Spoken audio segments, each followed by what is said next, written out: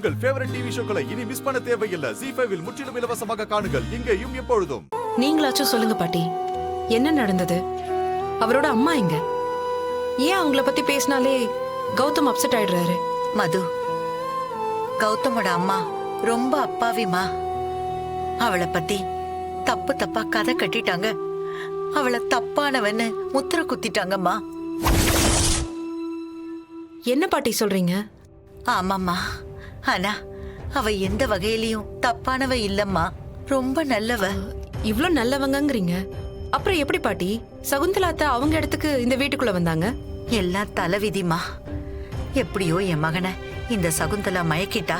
அவன் சொல்றது எல்லாத்தையும் என் மகனை கேட்கவும் வச்சுட்டா. என்னென்னமோ சூழ்ச்சி பண்ணி என் மருமக பேர்ல அவ பேரெல்லாம் சுமத்தி அவளை வீட்டை விட்டே அனுப்பிட்டா. பாவமா, அப்ப அவ கையில 2 வயசு பெண் குழந்தை. என்ன பாட்டி சொல்றீங்க? கௌதம்க்கு தங்கச்சி வேற இருக்கா? ஆமாம்மா, கௌதமோட அம்மாவையும் அந்த 2 வயசு குழந்தையையும் பக்காவா திட்டம் போட்டு வெளியில அனுப்பிட்டா இந்த சகுந்தலா. அந்த பிஞ்சு குழந்தையோட முகம் இன்னும் என் கண்ணிலேயே நிக்குதுமா. சகுந்தலாத்த தான் அவங்கள அனுப்புனாங்கன்னு உங்களுக்கு எப்படி உறுதியா தெரியும்? வேற யாருமா அனுப்பியிருப்பா? நிச்சயம் இது சகுந்தலாவோட வேலையா தான் இருக்கும். இதெல்லாம் நடக்கும்போது நீங்க வீட்ல இல்லையா பாட்டி? அதத்தாமா நேரம்னு சொல்லுவாங்க. அன்னைக்கு நான் கௌதம கூட்டிக்கிட்டு பழனிக்கு போயிருந்தேன்.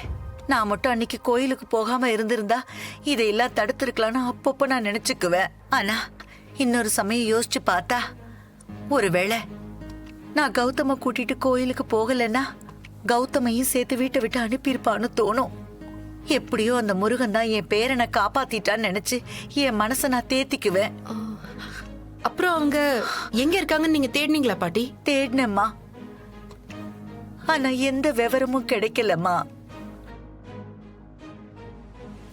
இந்த சகுந்தலா அவளை கண்காணாத இடத்துக்கு அனுப்பிட்டாளா இல்ல கொன்னுட்டாளான்னு கூட எனக்கு தெரியலம்மா.